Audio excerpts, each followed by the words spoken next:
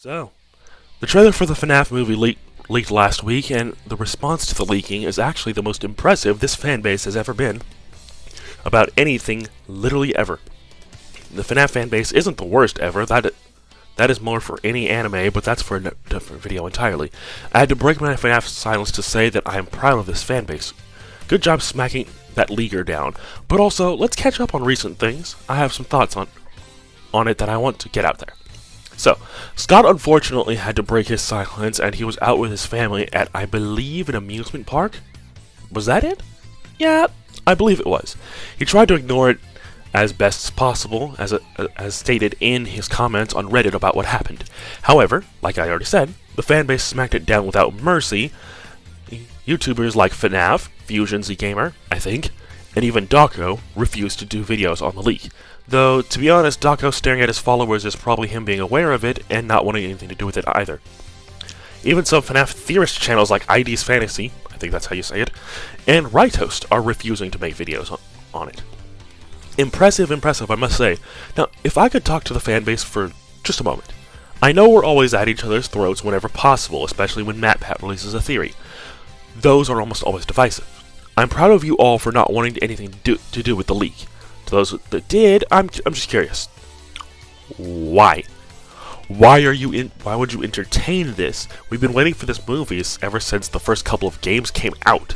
A person leaks the trailer, and you start blasting it everywhere? Why though?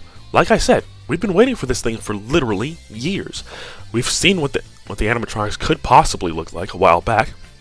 However, I'm going to wait for the official release. I'm going to wait for the release of the poster. I'm going to wait for those 4 YouTubers that got to see the set. I'm going to wait for Scott's showcase. I'm going to wait for October the 27th. That's what we should all do. All of us should wait for official showcases. That is what's right. Let's just wait for the trailer like everyone else should and get hyped all over again. Who knows? Perhaps the trailer might be different from what was leaked. To get on to a happier note, though, I am excited for the film. From what we know about it in my previous uploads and what Johnny Blocks has stated in their videos about it, link in the description for that, by the way, I don't actually have much else to say other than to encourage that energy from the leak onwards. Like before, Dawko, Razbowski, Baz, and 8-Bit Ryan got to visit the set and tease in each of their videos that there is more footage that they have yet to show in public. It is my guess that there's some kind of NDA or something preventing them from talking about it. I mean, really, imagine actually following NDA, right? I find myself thinking about the tone of the film. As the rating has yet to come out at time of writing, and recording in fact, honestly, Blumhouse could get away with a PG-13 rating, but I'm wondering why anyone would take issue with that in the first place. Most of Blumhouse's catalog, is full of PG-13 films. Insidious, The Visit, Megan, which I haven't seen yet, by the way, to name a few. There are far more of them than there are rated R films, like most of Paranormal Activity, Ma, and The Gallows. By the way, The Gallows, if you haven't seen that, 10 out of 10, do recommend. Go watch it. It's great. I mean, let's put this in a way that makes sense. If FNAF is rated R, it cuts off a lot of the younger fans that were gained via Security Breach. If it's PG-13, there's a greater access to the film, and people of all ages can enjoy it. I doubt we'll ever see the dark things that the series is known for. However, I can see it being quick flashes or even talked about by Mike and or Vanessa.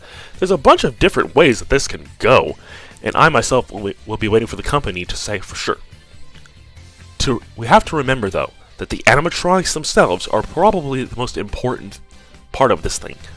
Speaking of the animatronics, I'm excited to see Bonnie more than anyone else. He's always been my favorite character, and FNAF Plus made him terrifying, especially given the teaser image. What's that got to do with the film? Well, a lot, actually. I'm hoping the movie will capture the creepy nature of the animatronics like FNAF Plus has done, but turn it up to 11. The movie has a good chance to turn up the creep factor like I've said in other videos. What do you guys think of the leak? Did you watch the trailer? If not, good job. If so, try not to give away anything from the trailer for those that didn't watch. I didn't watch it. The only thing I've seen from it from the leak is a shot of Bonnie and Freddy.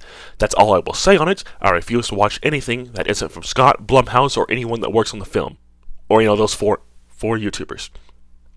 Thank you guys so much for watching and or listening, and I will see you all in the next one. Peace.